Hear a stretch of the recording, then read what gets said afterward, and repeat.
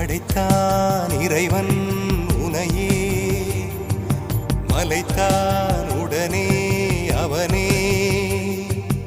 அழகை படைக்கும் திறமை முழுக்க உன்னுடன் சார்ந்தது, என் விழி சேர்ந்தது. விடிய விடிய மடியில் கிடக்கும் பொன்வினை உன்மேனி மீட்டட்டும் என் மேனி. இறைவினில் வந்து கலந்திடு, வீரல் பட மெல்ல காணிந்திடு. உடல் மட்டும் இங்கு கிடக்குது.